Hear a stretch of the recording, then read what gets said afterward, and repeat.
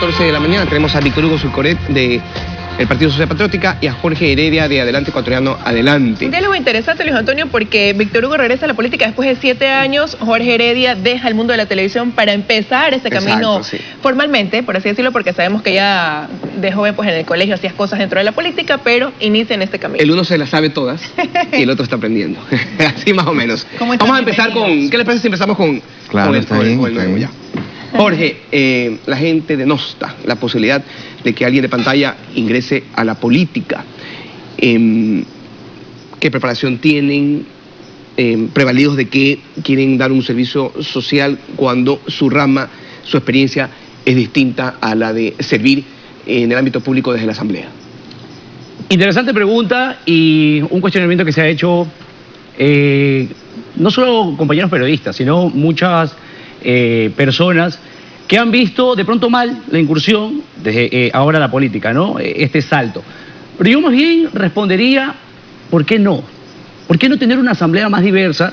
Una asamblea que se vea representada por diferentes grupos de la sociedad. ¿Por qué no tener una asamblea en donde exista la participación de un comunicador social?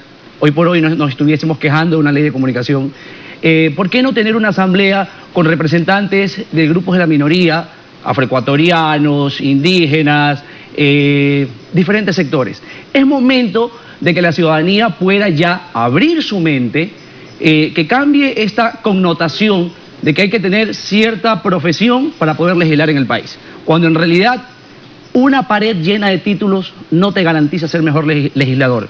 Considero que lo que te puede llevar a legislar muy bien tu país, a poder impulsar proyectos de ley, es conocer la realidad del sector al cual estamos representando. ¿Tú la conoces? Yo la conozco, vengo del Distrito 4, soy un empalmeño de corazón, tengo tatuada la bandera del empalme en mi frente, soy un joven que vino desde abajo, un joven de provincia, un joven de cantón, que le tocó salir en el 2010 de su tierra en busca de oportunidad, en busca de ayudar a sus padres, en busca de crecer profesionalmente.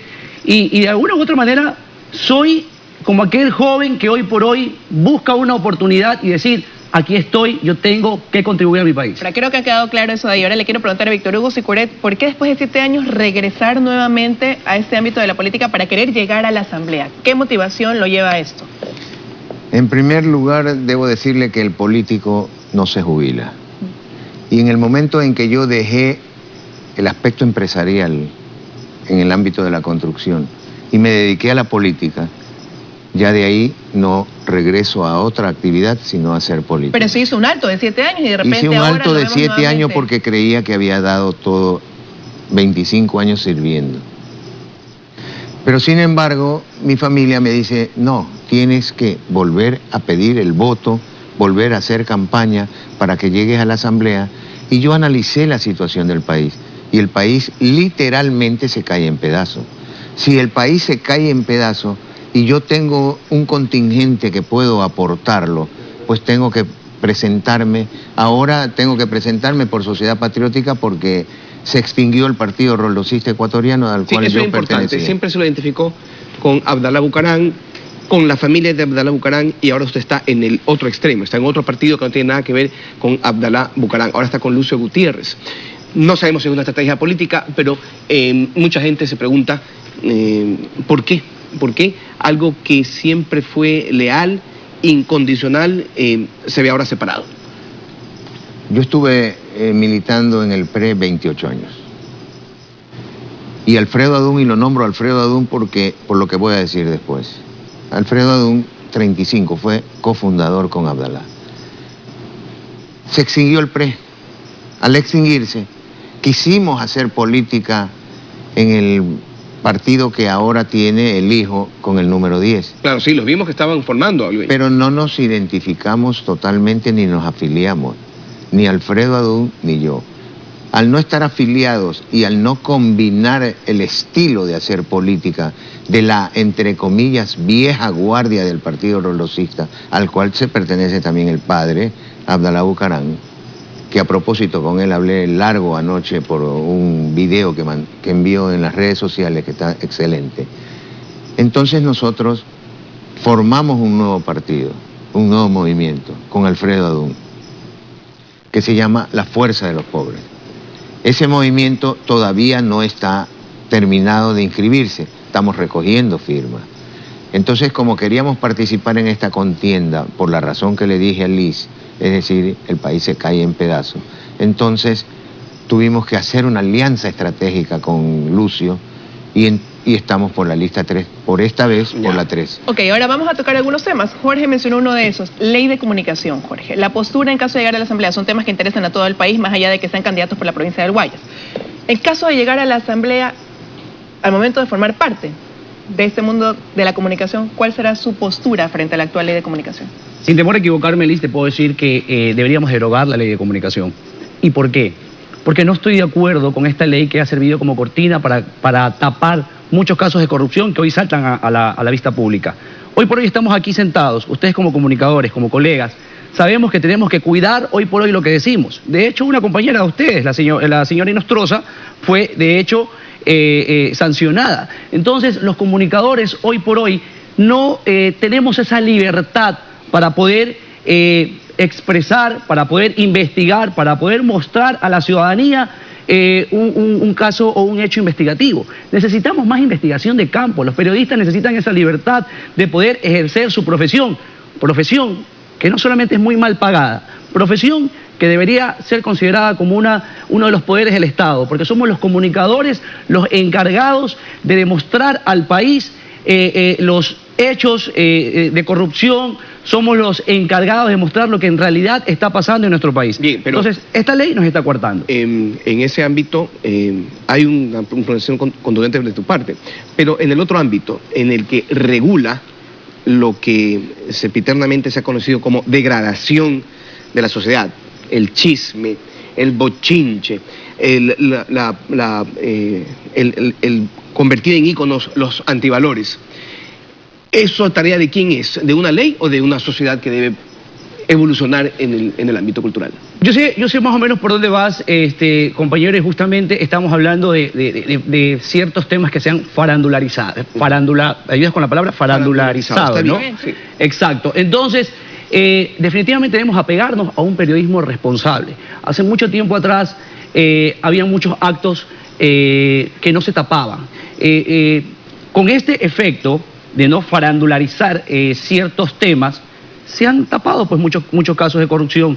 Hay muchos casos que han quedado en impunidad. No podemos, por lo general, hablar de ciertos temas específicos que es un secreto a voces, simplemente por habernos apegado a la ley de comunicación. Entonces, con el tema de farándula, deberíamos apegarnos más a un periodismo, a una ética más responsable. Víctor Hugo, su posición frente a la ley de comunicación.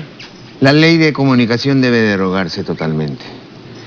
Y en este gobierno de la Revolución Ciudadana la han usado como mordaza a quien es el único medio que tiene el pueblo ecuatoriano para poder decir esto es lo que me pasa y esto es lo que quiero que me resuelvan. Entonces, ¿para qué lo han tapado eso?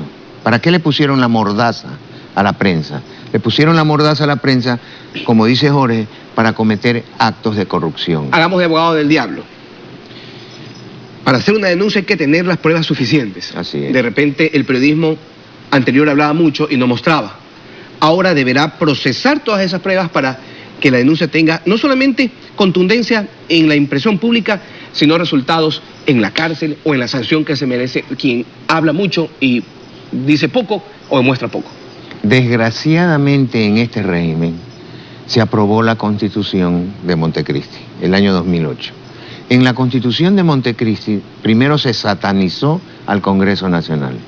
En ese entonces se llamaba Congreso. Al satanizarlo dijeron no, el pueblo incluso dijo no, mejor es que se nombre un quinto poder del Estado, porque vendieron la idea bien. Al nombrarse el quinto poder del Estado, que es el Consejo Nacional de Participación Ciudadana y Control Social, ellos son los que eligen a quienes tienen que fiscalizar al Ejecutivo. Entonces no lo fiscalizan. Un fiscal lo nombra a través del Consejo Rafael Correa. Un contralor lo nombra a través del Consejo Rafael Correa. Una Corte Constitucional lo nombra Correa. Entonces todos los que tienen que fiscalizarlo, además que tiene un Congreso de 100 alzamanos, todos los que tienen que fiscalizarlo no pueden. Pero ahí viene su propuesta. Usted, dentro de sus propuestas de campaña, usted dice eliminar el Consejo de Participación Ciudadana, correcto, nuevo procurador, nuevo contralor, nuevo fiscal, nuevos jueces incluso. Claro. Usted va por esa línea, un cambio total. Hay que derogar el quinto poder del Estado constitucionalmente, porque esa es otra cosa que hay que analizarla. Y Jorge, que va a ser asambleísta, sabe que hay que analizar el tema si es factible o no. El país dice, bueno, por un lado me dicen que no puede la Asamblea Nacional cambiar la Constitución. Y existen tres formas de cambiar la Constitución. La una es la constituyente, la otra es las enmiendas constitucionales y la otra es la reforma parcial. La reforma parcial. En donde interviene la Asamblea Nacional, es mixto. Interviene la Asamblea Nacional, 2 debates, 90 días entre el 1 y el 2, saca la resolución y luego pasa a un referéndum. No vamos a demorar mucho tiempo. No, cada con la constituyente nos demoramos más. Refunda el país. Es que con la constituyente nos demoramos más. Pero si no quitamos el quinto poder del Estado, olvídese de Correa, que ya no va a ser presidente. Pero el próximo presidente va a tener demasiado poder. La gente no entiende por qué tanto poder de Correa. Ahí. Es que solo a manera de acotar algo a lo que está diciendo el compañero, y es que la ciudadanía debe entender algo, es que todos los poderes del Estado los dirige una sola persona, y es ahí donde radica el problema. O sea, cada función del Estado debe tener la autonomía de poder legislar, de poder ejercer su función de manera individual. Pero hoy por hoy estamos actualmente en un país en donde una sola persona dirige todos los poderes del Estado. Entonces así no se va a poder. Vamos ahora a meternos al barrio, al pueblo. El auge delictivo. Pero así no te puedes meter al pueblo, así investido como está. No ¿Sabe que a veces... No, ahora la lluvia no... Ah, bueno, por ahí, ahí se ponen las botas 7 vidas. Nos ponemos las botas 7 vidas, también tocaba de estar ahí. La delincuencia, Víctor Hugo, Jorge, nosotros todos los días contamos hechos y situaciones que a la larga terminan dándonos más frustraciones, porque en la aplicación de la ley para aquel que delinquió, para aquel que mató, para aquel que hizo, hay siempre una posición venal, o sea, benevolente, mucha permisividad. Vemos, por ejemplo, el video del taxista de Quevedo, con video y todo. Estos muchachos pasan solamente a un cursito porque le dio pena al juez, al fiscal, y porque son menores de edad. ¿Podremos ya como país abordar con decisión y con firmeza la posibilidad de hacer leyes que permitan darle incluso hasta a los adolescentes que matan la sanción correspondiente? Hay que hacer un parangón en las cosas. Nosotros podemos votar, los ecuatorianos, desde los 16 años. Que es potestativo de 16 a 18, esa es una cosa. Pero si podemos votar, los de 16 años pueden votar, también pueden los de 16 años ser encarcelados como los mayores de edad cuando cometen una infracción. Es que la alcahuetería es que no, que a nivel internacional el dechado, el derecho comparado, dice que no, que ellos son adolescentes y que para no tienen que ir a pero en países como Estados Unidos, si un chico de 16 años viene, entra y mata a un poco de sus compañeros en la universidad, es procesado. Es procesado. Eso tenemos que aprender e ir avanzando en la medida del comportamiento de las leyes. Porque no es posible que se dicte una ley y ya la gente cree que ya con eso está todo. También quien ejecuta la ley. Acaba de hacer Liz una comparación con Estados Unidos. Y nosotros tenemos que ver cómo Estados Unidos ayuda al mundo con su justicia. ¿Por qué no aprendemos de eso? Por ejemplo, el caso Odebrecht. ¿Quién nos da la alerta que se estremeció el país? El Departamento de Justicia de los Estados Unidos, es decir, la Fiscalía de Estados Unidos. Y no da los nombres todavía, porque acaban de morirse el juez que iba a convalidar los nombres. Al otro día iba a Nueva York, a Washington. Correcto. Se mató o se murió. Entonces, ahora van a dar los nombres después de que el nuevo juez convalide los nombres que tiene el Departamento de Justicia. Entonces, lo mismo que pasa en la delincuencia, pasa con las drogas. Sí. Cuando yo voy a los barrios suburbanos, la gente me dice, Víctor Hugo Sicuret, ¿por qué no haces algo por las drogas? Le digo, si el que tiene que hacer es el presidente de la República. Pero ahí sí hay un punto. De repente, quisiera saber cuál es la opinión de ustedes frente a esta tabla que se reformó, sí, se bajó la cantidad de gramaje permitido para el consumo, pero que sigue estando vigente. Ahora que hablamos de las drogas, que es un problema que a diario vemos también aquí, Jorge, y que va ligado con la delincuencia también. Definitivamente, pero ojo con algo, para quitarnos la venda de los ojos, no solamente se tiene que derogar esta tabla, que tranquilamente el concepto coge, baja el mínimo de consumo, o van a decir, definitivamente, bueno, se elimina esta tabla. Lo que en realidad, más allá de la tabla, lo que se tiene que eliminar es justamente el inciso final del artículo 220 del Código Orgánico Integral Penal, en donde claramente dice, la tenencia o posesión de sustancias estupefacientes o psicotrópicas para uso o consumo personal en las cantidades establecidas por la normativa correspondiente, o sea, esta tabla, no será punible. O sea, no hay penalidad. Entonces, es justamente ese artículo, ese párrafo final, esto fue el que hay que eliminar. Supuestamente hay consumidores que no pueden ser tomados como delincuentes, sino como enfermos. Ya, pero vamos a ampliar un poco más la problemática. Y justamente, hablábamos droga, la delincuencia, y vamos ampliando un poco más la visión y démonos cuenta dos factores importantes. Primero, si desde arriba, la autoridad máxima está acostumbrada a faltar de respeto a muchas personas, al pueblo ecuatoriano, una persona que a la final es ejemplo para el resto del país, ¿qué van a pensar los jóvenes? Van a seguir ese ejemplo.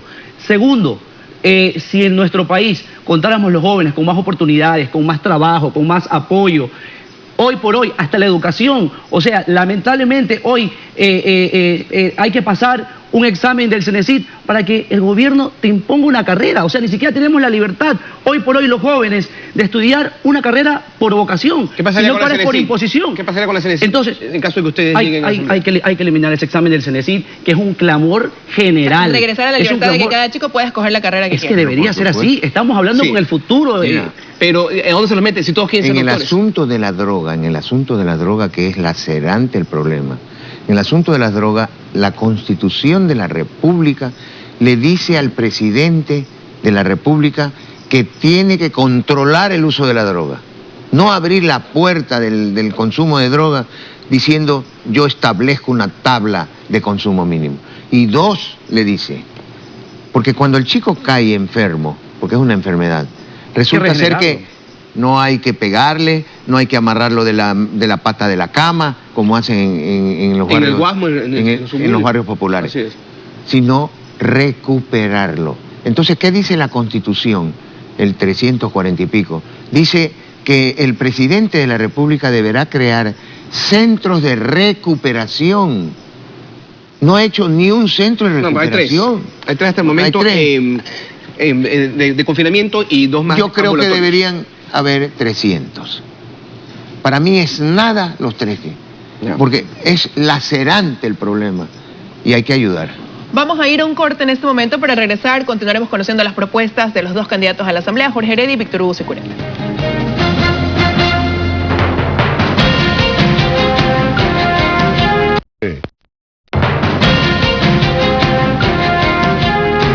Empezamos este nuevo bloque conociendo sus propuestas más a fondo. Me gustaría que cada uno nos diga su principal propuesta en caso de llegar a la Asamblea. Nosotros tenemos un plan que es claro y corto. Descorreizar al país. El esquema económico, el modelo económico que utilizó Correa durante 10 años colapsó, porque no hay la plata que ingresa al Estado. Modelo que implica el papá, el Estado soy yo, y yo atiendo todos los servicios, y satanizo al empresario privado. Eso es cíclico, entonces ya eso colapsó porque el petróleo cuesta menos de $50. Entonces hay que descorreizar, pero eso no puede durar quitando mucho el quinto poder del Estado, hay que descorreizar quitando las enmiendas, hay que recuperar la economía. Eliminando impuestos. Eliminando impuestos, por ejemplo, bajando impuestos como el IVA al 10%.